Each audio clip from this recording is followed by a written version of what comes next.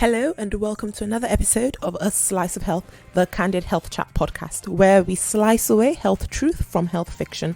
Join me and my friends as we challenge common health myths via chit chat, powered by several cups of coffee. Don't forget to subscribe and follow us on social media, and do visit us at asliceofhealth.club. Let's get to today's episode. On today's episode, we are joined by Belinda Otas, journalist, writer, media consultant, blogger, and art enthusiast. I have been anticipating this interview since last year when I heard her speak at a Mansag conference. She really is a champion who inspires me, and I hope she inspires you too. Belinda and I bond over our love for African contemporary art in the first 15 minutes of this episode. Art has such a way of conveying intense emotion and telling compelling stories that inspire change and bring healing as well. Belinda's story is also one of courage, endurance, and standing strong despite all odds. She shares how her faith and practice of gratitude has also been key as she tells you about her life living on dialysis. You can follow her on Instagram at Belinda Otas. Do enjoy the episode as you hear Belinda's dialysis story. So, hello champions, welcome back to another episode of A Slice of Health. Today we are joined by Belinda. Hello Belinda. Hi, how are you? I'm great. Thank you so much for coming on. Thank you for having me. So tell us a lot about yourself, Belinda. Ooh, where would you like me to start? Wherever you want to start from would be absolutely great. Okay, well, I am Belinda Otas. I'm a journalist, editor, blogger, even though my blogging life has been on hold for some time now, but I look forward to going back to it later this year. Okay. I love theater. I can sleep in a theater as long as, the tickets are ready to go. You can call me anytime, any day. I'm good to go. Okay. But at the same time, with all of this interesting stuff. Oh, and I forgot to add, I absolutely love contemporary African art. Okay. I can sleep in an art gallery with content and work from African artists, and I have a few favorites, but that will be a conversation for another day.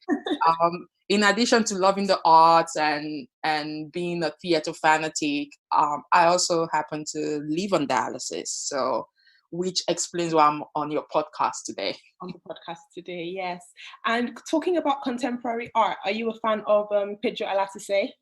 Oh, I love her work. I mean, I only started getting to know her last year because I was at prior to last year, I had only seen her work online. Yeah. But at Contemporary 154 last year, I saw her work face to face. And it was absolutely brilliant. I love the way she tells the stories of women, people who are oppressed. I mean, I don't know if that's her intention, but when you're looking at her work and the way she titles her work and just the framing of everything and how she contextualizes her work, it's so powerful. It's so powerful. And at the same time, beautiful and colorful. And I love colors. So anything with colors, I'm there anytime, any day. You can count on me for that.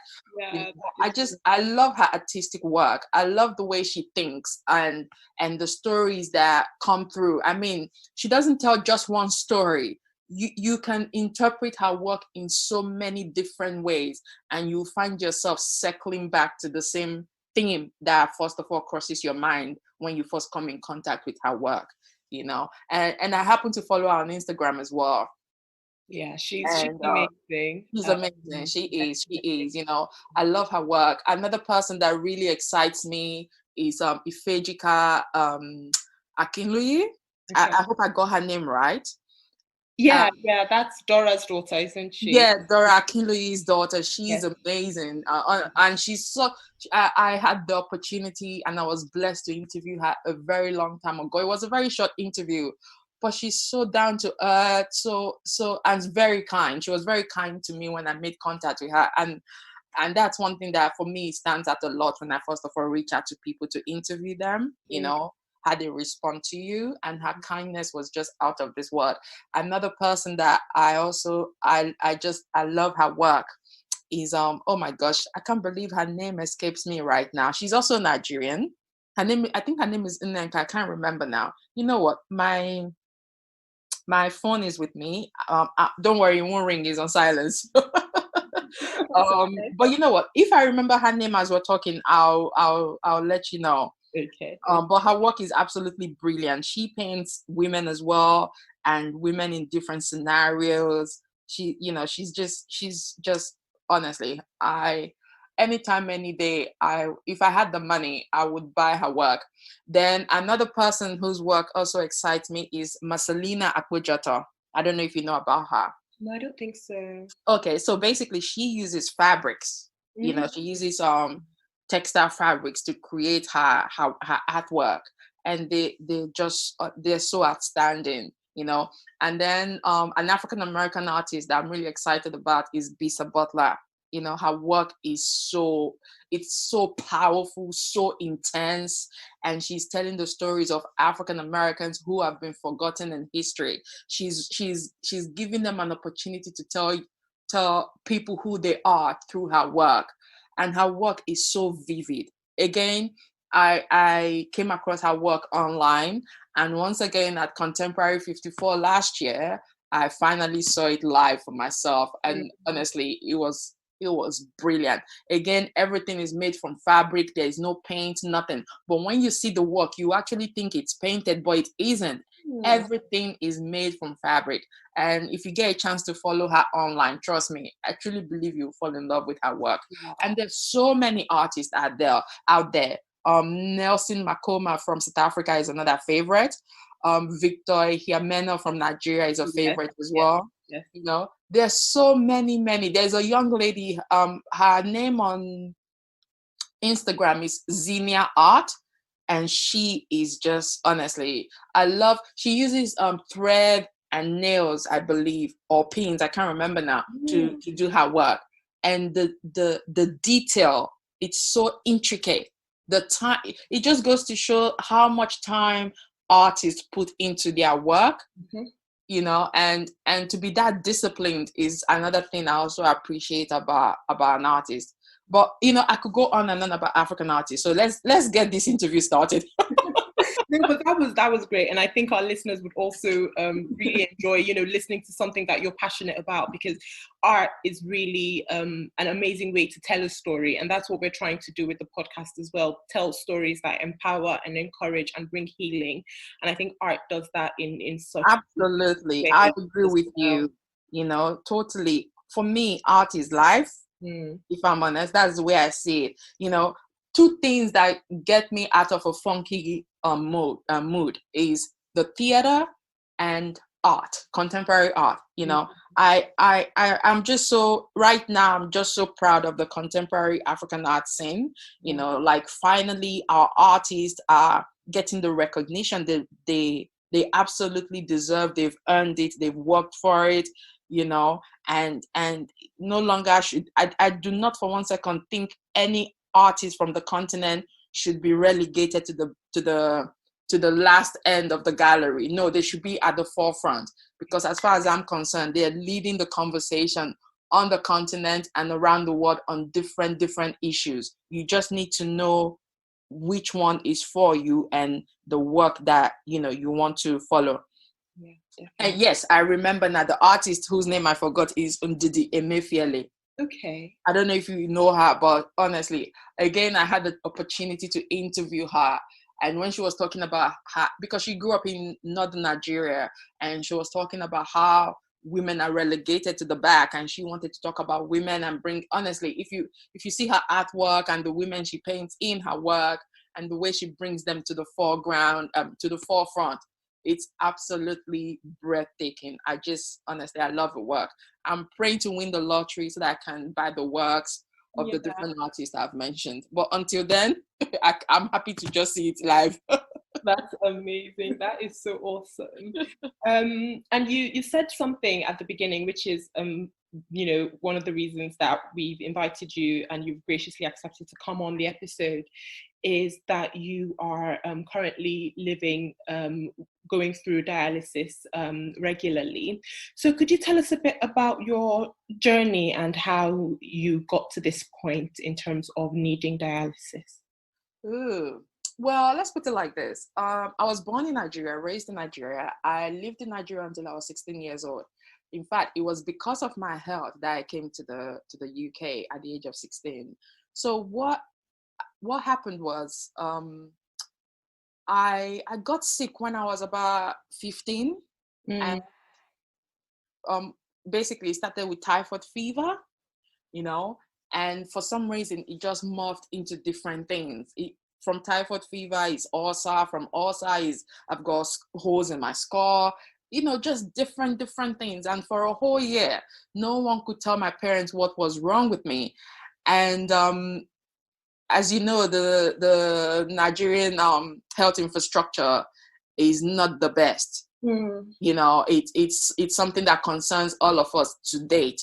And you know, I went from one doctor to the other, and then at some point things came to a head, and it just became unbearable. The pain I was in, it was so bad. And I remember I was in boarding school at the time. I had to keep going home every now and again, you know, to see a doctor because I was so sick and always so sick. But I remember towards at the point where you do your what's it called, SSC, so that you can go to university, was like 2 or 3 months before that time. And I'd asked the school that I was at the time to let me go home because I was feeling so very ill. I could barely walk, you know. I was always, you know, I had to bend over just to be able to stand up or do anything. I couldn't stand straight because the pain in my lower abdomen was so severe. And then I would have the most horrific migraines. It was as if someone had taken a nail and a hammer to my head. Wow. And it's like boom, boom, boom. And it's now I understand what that was. My blood pressure was in the stratosphere. So that's why I was having such terrible migraine. And to date, whenever my blood pressure is high, that's the same kind of migraine I get. And it's usually worse on the right side for me, you know. So anyway, I asked the school authority to let me go home, and they said no. But I guess God being so merciful to me, my mom started feeling this uneasiness at home. And I remember she said she was in her shop. My mom is late now, but whenever she told the story, because she owned the supermarket at the time, on this particular day, she said she was in her store and she had said to her girl who, like the lady who used to work with her, to say, "Oh, let's close. It looks like it's gonna rain," because the sky had gone so dark. And the lady looked at her like she had lost her mind. And the lady was like, "No, it's not gonna rain. It's sunny," and blah blah blah. My mom said in that instant she knew something was wrong with one of her children. And the thing was, at the time, I think about 3 or 4 were in boarding school. So she wasn't sure where to start. So she was just like, you know what, I'm going to start with Belinda, being the eldest. She came to where I was, and I couldn't even walk to the car to see her. Goodness. My mom got to my school at night. She came at night time. She didn't come during the day because her supermarket was on the island, and my school was in a place called Idimo in Ejigbo local government. It was a boarding school, so we were kind of cut off from the rest of Lagos. Then it wasn't developed, but I think it's probably very well developed now because I went to Chrisland College. And by the time she got to me, it was night, but there was nobody to sign me out because some students had gone on an excursion somewhere, and the vice principal, who is responsible for signing out people, was not at school at the time. He had gone with them. So the next person was like, they are not in a position to sign me out, and my mom has to come the next day. Wow. And as my mom was on the way back home, the school bus was coming back. So as soon as my mom saw the school bus, she turned around and she spoke to the vice principal and everything. And she said, "If I don't take this girl home, my husband is going to have me," because she's very sick. And she was really very concerned about the state I was in because I had lost so much weight. I could barely walk. I couldn't stand, nothing, you know. So anyway, the vice principal signed me out, and that was my last day at school. I never went back to school. I never even did the SSE they wanted me to do, you know. And I remember I went straight to the family clinic we normally go to, and he looked at me. Funny enough, he was my uncle, And he looked at me and he said he was going to call my other uncle, who happens to be the one who owns the clinic. But at the time, he was in the US because he was also a practicing doctor in the US. And so he just gave me some painkillers to help me. And I went home. 2 days after I got home, in the middle of the night, I started screaming my head off. My abdomen was, I was in so much pain. It was horrible. So my mom took me back to the clinic. My uncle saw me and he was honest to my mom and said he doesn't know what's going on, but he's going to go call my uncle. And in the interim, my mom called my dad, who was away at the time. So my dad told her to take me to a different hospital. And when we got there, they were so sure it was my appendix that was giving me hell. And they decided to operate, But I remember this vividly. While I was in so much pain and, I was in and out, because sometimes I could barely speak. I'll never forget this. The anesthetist came in. He took a look at me and he said, no, it's not her appendix. She's having renal failure. Yeah. And I didn't even know what renal failure was, But I remember that the other doctors shut him up and said, no, they can bet their life on it. That is my appendix, da. And I remember he took my blood pressure. My blood pressure was around 190. It was very high. Honestly, it was so high that if as a 16-year-old, I didn't understand any of these things that was going on around me. As much as I remember some detail, but I didn't understand it. I didn't know what blood pressure was. I didn't know what renal failure was. Up until that time, I'd never even thought about what the kidney does in the body, Yes, yeah. So, anyway, my uncle, who had already said, oh, he's going to go speak to my other uncle in the US and tell him the symptoms I'm demonstrating, or the symptoms that he can see. He did go ahead to call my uncle. And because of the time difference, by the time my uncle got back to him, they had already taken me to the theater, operated on me. Now, mind you, before this time, my kidneys were still working. I could still pass urine and all that. But by the time they took me to theater and back, the kidneys had stopped working because I guess the stress of surgery was too much for my body to handle. Of course. And by the time I came back from surgery, my kidneys were gone. Now, this is the joke. You take me to surgery, your anesthetist tells you that I'm having renal failure. You bring me back from surgery, and then you put me on a drip. Oh my God. Yeah. So they are pumping me with drips.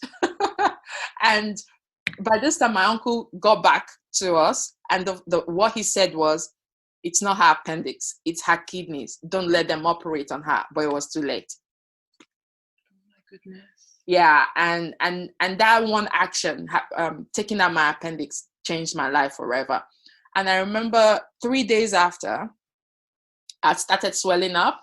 Of course. And at this point, then I came back to my parents and said, oh, my kidneys are failing. This is after they told my parents that it was my appendix before. And yeah, that was it basically. And I remember after a week, they sent me home and they said, oh, they're really sorry, but there was nothing more they could do for me. And they actually sent me home. They didn't even have a dialysis unit in this particular hospital. Nothing. You home to die? Yeah, they basically sent me home, and they gave my parents the name of a nephrologist at Lute Hospital, and told my parents to go and look for her, that maybe she can help me. And so I get home. I'm not in the best of health. And then 3 days after I get home, I start swelling, like really swelling up. Like, I'm 16 years old. My breast was still flat, like my chest was still flat. I had no breast, nothing. But at this point, it's like the water in my body was looking for where to go. Or my breast was shooting out. I kid you not. Wow, that's breast for that. Breast must have had really bad anasarca or edema, for all of that. Wow. Yeah. So, and when my heart is beating, you can literally see, like, you can physically see my heart shaking on my chest. Like, you can see my heart going up and down. Like when, because my heart was struggling to pump blood throughout my body at this point. Because again, I'm fluid overloaded. So everything is working extra hard to keep me going. So anyway, on the same third day that swollen up, I started vomiting blood. And that was when my parents became very, very scared.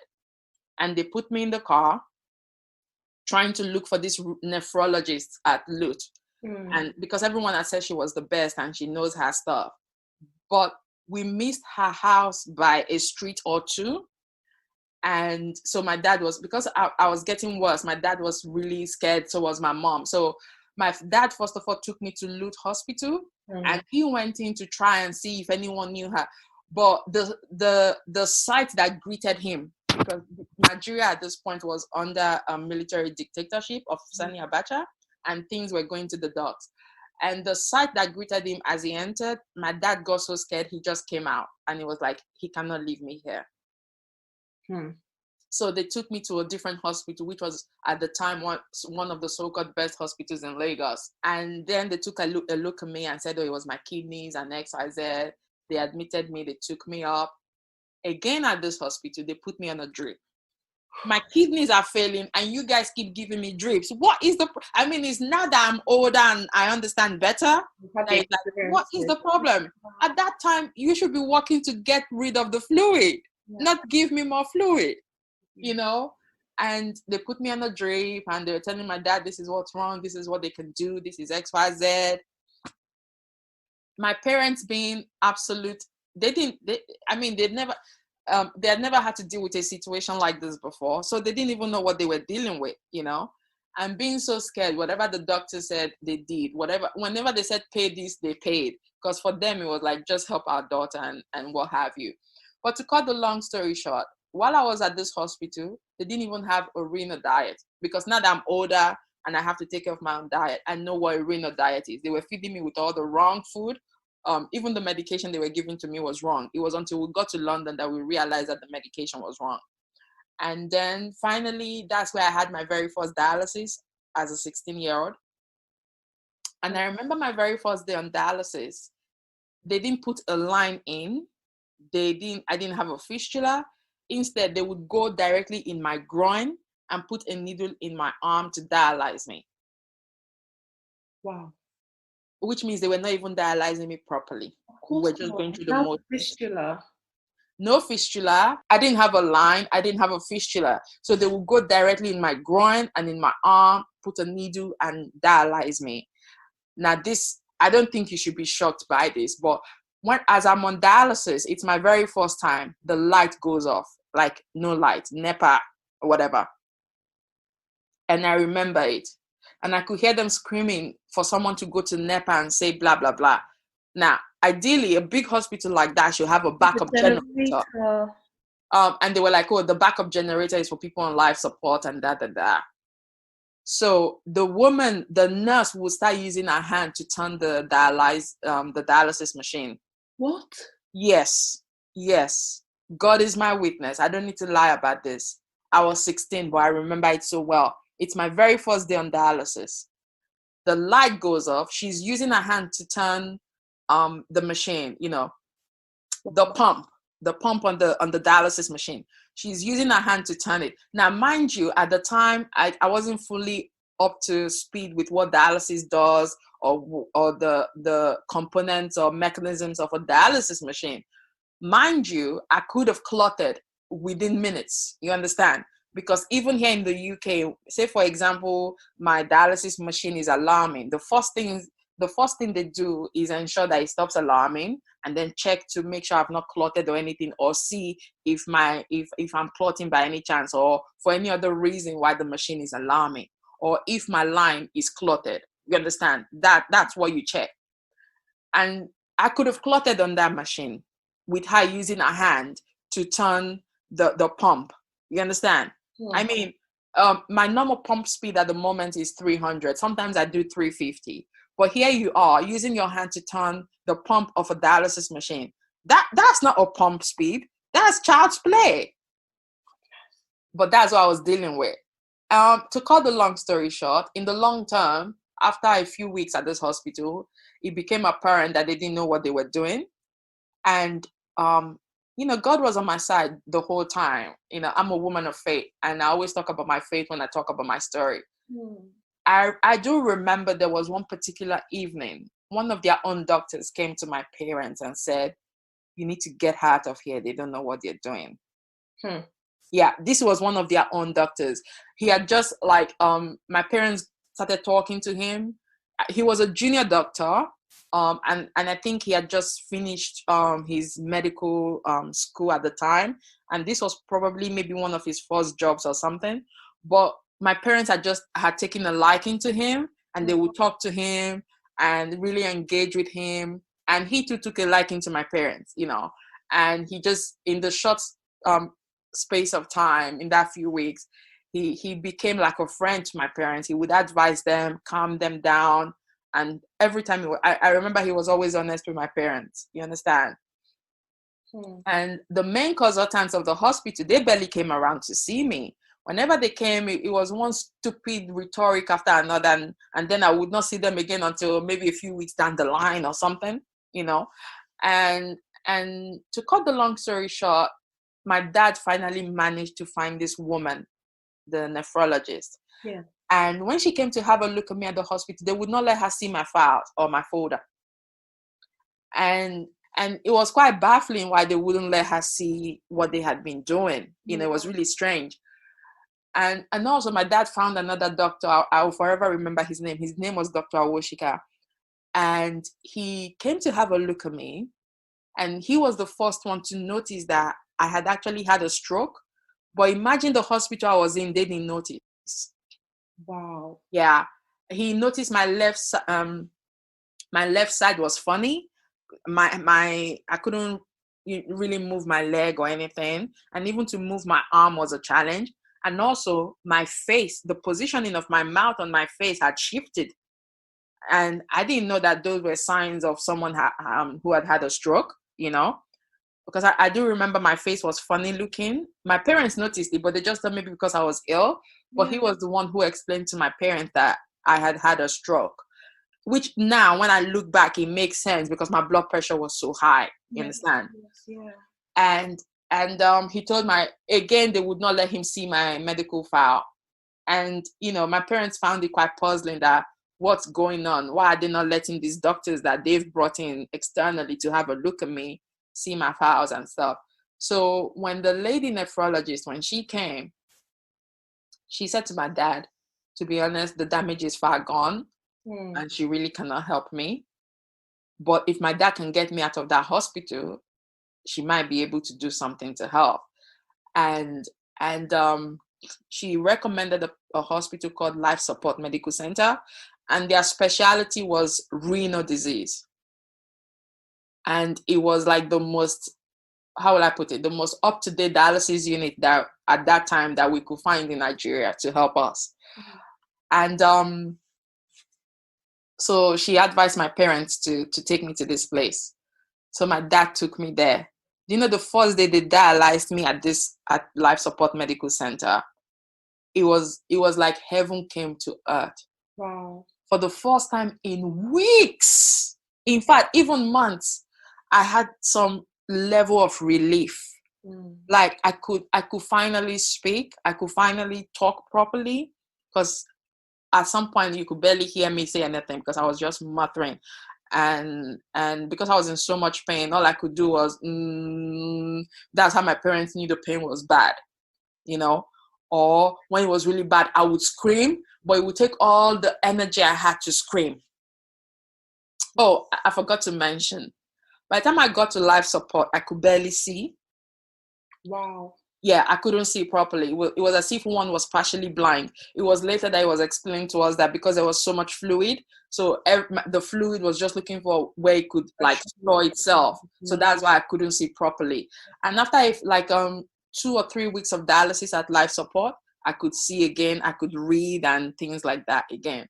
But I remember the first time they dialyzed me, they took off so much fluid. My parents were in shock. Like, they couldn't believe that's the amount of fluid I was loaded with. Edema that you'd been in. Yeah, and then gradually my blood pressure started coming down. When my heart is beating, it wasn't as bad as, because when my heart is beating, whatever night dress I had on was just shaking. Like, you know, it was as if the breeze was blowing or something. It was that bad. And the lady that owned life support, I'm going to tell you a funny story. It was her and her husband that owned life support. The owners. Yes. Yeah. And you know, she was so kind to my parents, and she was so brutally honest, because the nephrologist had told us to go there, and I don't know if they knew her or not, but she said to my parents, there's nothing more I can do. I can only dialyze her. The damage is already far gone. It's irreversible, but I can dialyze her to get on a plane. If you can get her to London or the US, you at least have a chance of her surviving. She was very, like, she just put the whole thing on the table for my parents. At the time, my dad was working with some British company, you know, as an agent in Nigeria. Yeah. And so he was able to get them to help organize to fly me out and things like that. They organized a hospital for us, because my dad didn't know hospitals in the UK. He had lived most of his life, at least when I was growing up at the time, in the US.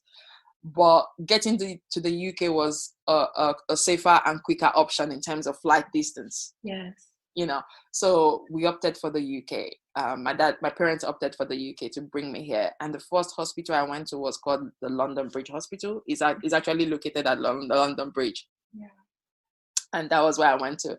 And I remember the first doctor I saw, his name was Dr. Ahmed. I won't forget him. He was such a funny doctor sometimes. And he examined me the first time and what have you. And I remember the first question he asked me was, the first thing he said to me was, you're the luckiest 16-year-old I've ever met, because with a blood pressure like this, you shouldn't be alive. Yeah. And then my mom showed him all the medication I had been taking, like all the different things they had been giving me at the different hospitals we had been to.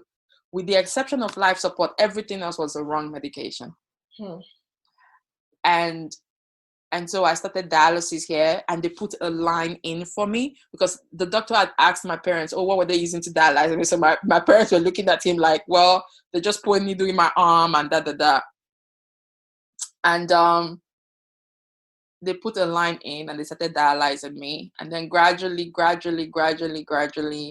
you know, things started getting better.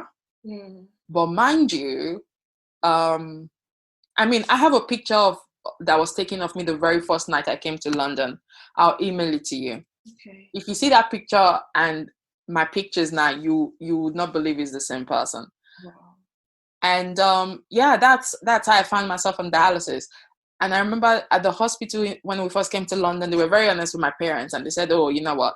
The damage is so far gone, her kidneys will never work again. This was the first time that someone had verbalized that my kidneys will never work again, and that I would have to be on dialysis for the rest of my life, or if I get a transplant.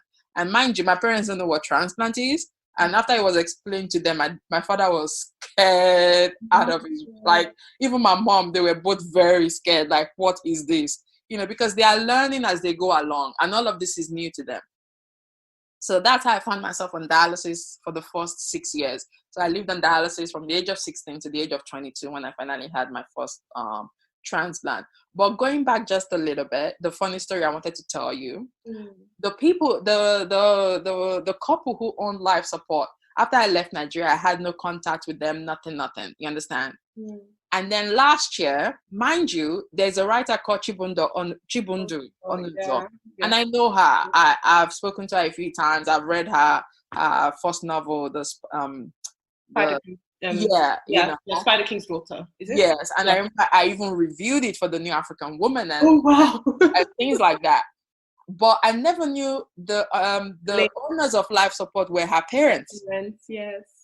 So last year, when my brother who lives in Canada came to visit me, he saw her book on my bookshelf, and he was like, "Do you remember her? Do you remember her?"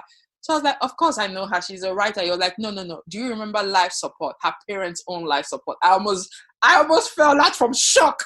Wow. And I was like, oh my word, this life is indeed, it goes around in circles. So when I saw her at Africa Rights later last year, And I said to her, I have a story to tell you. Your mom saved my life. Wow. And I told her the whole story. And I said, your mom was the only person who was honest with my parents about what was wrong with me. I was like, I never knew that those were your parents. So she took a picture with me that she's going to send to her mom and say, she's not a journalist and that, you know. So yeah, it just goes to show that the world is indeed a small place. It is. You know. So yeah, the honors have saved my life. Life Support Medical Center is the reason I'm talking to you today. Wow. Yeah. That Yeah. is. So that's kind of me in a nutshell, and my journey to that dialysis, which was basically a series of misdiagnosis after misdiagnosis after misdiagnosis. And you know, it's really painful when somebody's wrong decision changes the course of your life. But I cannot dwell on that, because if I dwell on that, then I'll be very bitter and I'll be angry all of the time, you know. So yeah, that's how I found myself on dialysis. And you know, pretty much it didn't look promising, if I'm honest. Yes, I was alive, but dialysis is so time consuming. Yeah. It practically takes over your life. It becomes, in my case, it becomes your boyfriend. Is the thing you see the most. You know the nurses more than you know your own house. You know, and you see the doctors more than you probably see some of your own friends and things like that. So it's very time consuming. I have this analogy for dialysis. I see it as this lover that you are in a relationship with because you haven't got a choice. And this particular lover, for example, you can't stand them, you don't like them, you don't want to be in the same room with them, but maybe because you share property or children, you show up for whatever is necessary. In my case, dialysis keeps me alive. So whether I like it or not, I still have to respect the process and show up for every dialysis. Besides, I know what it is to not have dialysis or miss a few dialysis sessions for one reason or the other. And that feeling, that uneasiness, you can't breathe, you can't even eat, you're vomiting, you know, it's like your heart is going to jump out of your chest because you're filled up with toxins, and you just need some form of relief. Because I've experienced that, I wouldn't dare miss one session of dialysis, as much as I do not like dialysis. And also it keeps me alive. So you also have to show respect for the process, because when you start disrespecting the process, you stop going for dialysis and you're putting yourself in danger. So that, you know, that's the way I kind of contextualize living on dialysis right now. Like, it's just this thing I have to do, or otherwise I'm dead, and I have to respect the process. So dialysis for me is that love for that. I do not like them at all, but I still have to show up for it. You understand? It's like a give and take situation. It keeps me alive, but what I have to give to it is time. So that's the way I see it. Wow, thank you so much, Belinda, for sharing your story. It's it sounds like you definitely went through quite a lot to get to where you are today, and thank God for Dr. Onuzo, who had a setup in Nigeria that was effective, worked, that they were practicing good medicine, and they were also honest and were able to have a very candid conversation with your parents. Absolutely. That has then enabled you to live the long, full life that you've then been able to live after that time. If you were to give our listeners a championship point, something for them to remember you by about living full with dialysis, what would you say to them? Oh my goodness. I mean, let me backtrack a little bit before I give you the 3 points. I had my first transplant when I was 22, and it served me very well for 15 years. Then in 2017, I had my second transplant, which unfortunately did not work. And this is the thing with transplants: there is no nothing prepares you for what the outcome could be. But you still have to take that bold step and go for it, because you might say to yourself, what if it doesn't work? However, what if it does work and you get 15 good years, which allowed me to go back to school, to my studies. I went to university. I did an NCTJ postgrad. I started working as a journalist. I got my first job at the BBC. And then I went freelance because I really wanted to write about Africa and African stories. And, found the New African Woman, which was like a home to me. and all of that, and built a wonderful work portfolio that I'm very proud of. I mean, I've been blessed to interview the likes of Chimamanda Ngozi Adichie, Oswald Boateng, Ama Asante, Ngozi Okonjo-Iweala, Lema Bowie, who is a Nobel laureate. You know, if I was on dialysis, I might not have been able to do those things. But because I had a transplant, it gave me a second chance. And this is why I'm a big, big proponent of organ donation among the Black British community, as well as the African British community. And I do awareness work in that respect. Yeah. You know, so my first transplant was a blessing. It gave me so much. It gave me freedom to just be. Unfortunately, my second transplant did not work. And that's the other side of a transplant. It could well not work. But anytime, any day, I'm a proponent for organ donation and going for it, because I had the experience of 15 years of bliss with my first transplant. And it gave me a voice. I found myself, I got to understand me as a person, outside the identity of being on dialysis. You know, I'm so much more than just the girl who lives on dialysis. I'm a wholesome human being in that regard. And now that I'm back on dialysis because my second transplant did not work, I still do not like dialysis, but I'm not bitter. I take it every day, one step at a time. And I always say, you know, God has got me, and whatever this season is supposed to be for, it will also reveal itself in time. But the interesting part about being back on dialysis a second time around is that I went back on dialysis in 2018, January 2018. So it's been 2 years since I've been back on dialysis now. Prior to being back on dialysis, I spoke about my health and my journey, but not not on a platform like social media. A few of my friends knew here and there. But, you know, being back on dialysis now, I finally found the boldness to just ignore all of the stigmatization that comes with being Nigerian, being African, and the way we either intentionally or unintentionally stigmatize ourselves due to a medical condition, and all the myths and all the beliefs and the cultural whatever baggage that comes with it. I found a way to just go above that and be open about my health, and started, you know, doing this awareness work that prior to coming back on dialysis a second time never even crossed my mind. So in a way, I have found some level of purpose even with being back on dialysis. And to be able to talk about it openly, being invited to places to talk about it. I've done a TED Talk about it. I never dreamt about that. That never even crossed my mind, you know, until the coronavirus hit recently. I was preparing to go to the UK Parliament and also talk about living on dialysis, and why, you might be aware that a new law is coming into place this spring, where everybody is automatically on the organ donation register, and you have to opt out, you know. And I was, you know, I'd been invited by Kidney Care UK to come and share my experience on that. So if I'm going to say anything to your listeners, I think it would be, one, consider becoming an organ donor, because we are the ones who can help ourselves. And also, Black to Black, African to African, you have a better chance of a better match, and it working for much longer and being more suitable, you know. And we shouldn't be afraid to have that conversation. If we are not aware or we don't know, let's ask questions, because we're the only ones who can help ourselves. And it's one way of destigmatizing things and negating, or at least getting around the false information out there about the organ donation, as well as addressing the concerns and the fears that people have. If I'm going to say, I think the second thing I will say is, no matter the situation you find yourself, however good or bad, you know, I'm a person, I practice intentional gratitude.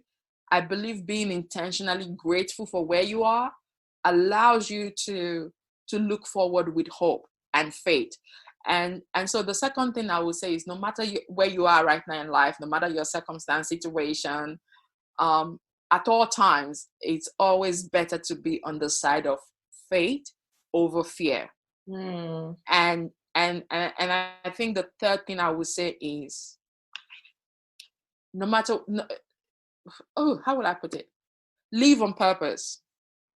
Even with a health condition, even with your challenges, live on purpose, because that gives you the energy to keep going. And I say that from personal experience.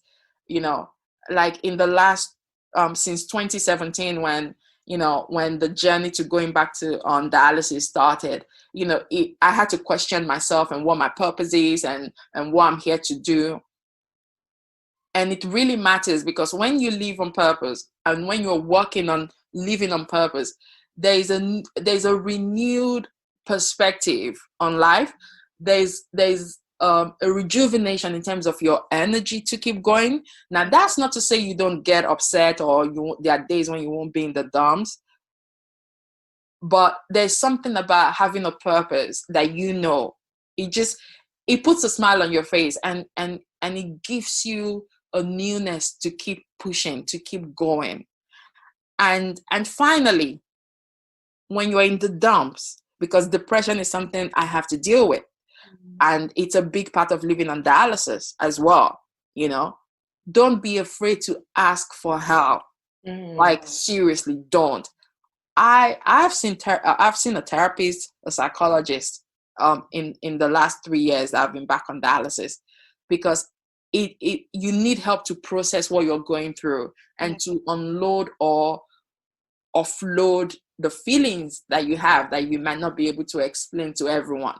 So I found therapy to be a safe space, to open up. So I think those are the 3 things I would say: become an organ donor, live on purpose, and if you're in the dumps and you don't see a way out, ask for help. And if you're a Christian and you think it's ungodly to go to therapy, well, guess what? Jesus was the best psychologist in the world. I agree with you. That's the way I say it. I say it because he always knew what to say when people were in the dumps, and had to get them out of it. And I know we're living in a really surreal and strange times with the coronavirus. I mean, I've been told to stay indoors for 12 weeks. The only place I go to right now is the hospital for my treatment. And sometimes I get nervous because some dialysis patients, unfortunately, have died as a result of getting the coronavirus, because of their health, because of my health, I'm in the vulnerable at risk group. I've had 2 transplants. I've been on immunosuppressants since I was 22. So and it's probably like that for other patients, and so it's a scary time to have a medical condition that is considered chronic, you understand? But I try to keep myself upbeat. I try to remain hopeful. Sometimes I get scared, very scared, and then I call a friend to say, okay, this is happening, what do I do? And in their own way, they try to calm me down. So I think those are the 3 things that I would say. Become an organ donor, at least consider it. Live on purpose. Go out there, do your thing, live your life. Forget the drama or the whatever is going on social media, because nobody puts the rough part of their life on social media. They only put the good part. So don't even go with that flow. Go with your flow. And whatever happens, always faith over fear. And if you need help, don't be ashamed or afraid to ask for help. I love that. What saves you? Yeah.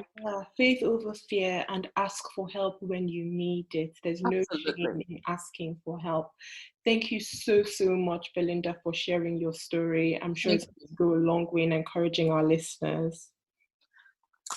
I hope so. I really hope so. And I look forward to a day. I think one of my biggest hopes and dreams right now is the day I will log into Twitter or Facebook and I don't see a GoFundMe by a Nigerian asking for help for a Nigerian who is on dialysis and they need help to go to India. I look forward to a day, and I pray it's in my lifetime, that we'll be able to take care of our own on our own soil, and we'll have the medical facilities for chronic renal disease, chronic heart disease, you name it, whatever it is. that a day will come when we are no longer beggars on social media in order to live, but we will have the infrastructure to take care of our own. That's one of my dreams and hopes for Nigeria as a Nigerian living in the diaspora. And sometimes that's why I'm always very grateful for the NHS. You understand? Yeah. Because it's one of the reasons I'm still able to talk to you. I cannot tell you the number of times the NHS has come through for me. I mean, just last year, for example, in April, I was found unconscious and unresponsive in my flat. And the reason anybody found me was because I had not shown up for dialysis, and there was a protocol in place. When a patient doesn't come, check on them. It took the police breaking my window down to find me on my bed, unconscious and non-responsive, and I was taken to the hospital. And by the time I came around, I had suffered from retrograde and antegrade amnesia, and it took some real work to remember as much of my life as I do. Wow. And also, there are chunks that I still don't remember. And, I've not given up trying to remember, but I'm just letting the process take its due course, if I can put it like that. But I'm telling you that story because if it had been in Nigeria and I was living alone and no one had seen me for the number of days that I was apparently out stone cold, I think it will be a different story. We both know that, you understand? Because when they found me, I believe my sugar level was 1.6 or 1.7. Oh my goodness. You understand? And I don't know, up until then, I didn't know much about, the power of sugar in the human body. Wow. But later when it was explained to me, it was like you were practically at death's door. If you had not been found when you were found, I would not, or rather, let me put it like this. If I had not been found when they found me, I wouldn't be talking to you. You understand? Yeah. So I really, really hope that in my lifetime, Nigeria will be able to take care of its own citizens. That's another prayer of mine. Yeah. Yeah, and amen to that. I agree with that. And I really do hope that we both see it in both our lifetimes, because that would mean that we've come a really long way in. Very much so. Very much so. So I just want to say thank you so much for having me. I really appreciate it. And if any of your listeners, find themselves living on dialysis, or if they have questions and they throw that to you, I'm up for helping to answer questions about my journey. It's totally okay. That's amazing. Thank you so much for that. Thank you, Belinda, for coming on. Thank you for having me. Thank you so much. Thank you. Thank you for joining us on today's episode. Do share this podcast with 2 people who have not heard about us before. Remember that this podcast in no way replaces advice from your own doctor or physician. Do subscribe and follow us on social media. Leave us a review on iTunes so that others can access the amazing content. And do join the club at asliceofhealth.club and drop us some suggestions or questions that you might have. Don't forget to be a health champion wherever you go by separating health fact from health fiction.